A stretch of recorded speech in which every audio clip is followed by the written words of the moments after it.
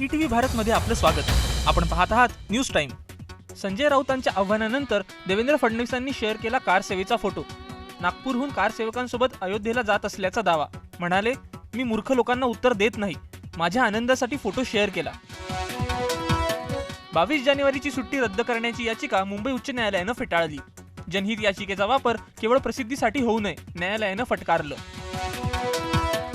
अफगाणिस्तानात कोसळलेलं प्रवासी विमान भारताचं नाही, तालिबानचा दावा सरकारनं फेटाळला. विमान मोरोक्कोत नोंदणीकृत असल्याची माहिती. राम मंदिरातील प्राण प्रतिष्ठान सोहळ्याचं थेट प्रक्षेपण चित्रपटगृहात व्हावं, मंत्री उदय सामंत यांचं राज्यातील चित्रपटगृहांना आवाहन. देवेंद्र फडणवीसांनी लिहिलं प्रभू श्रीरामावर गाणं, पत्नी अमृता फडणवीसांनी दिला आवाज. अजय अतुल यांनी संगीतबद्ध केलेलं हे गाणं लवकरच होणार प्रदर्शित. मालदीवच्या राष्ट्रपतींचा पुन्हा भारतद्वेष.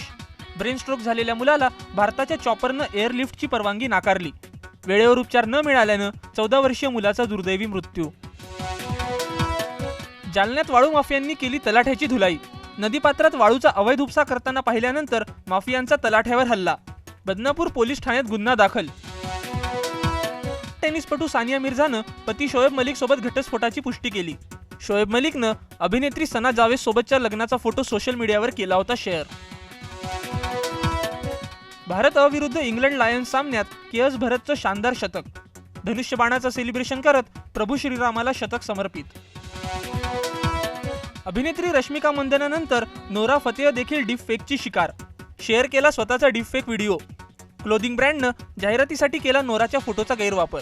न्यूज टाइममध्ये इथेच थांबूया. लेटेस्ट अपडेटसाठी लॉग इन करा etvarhat.com.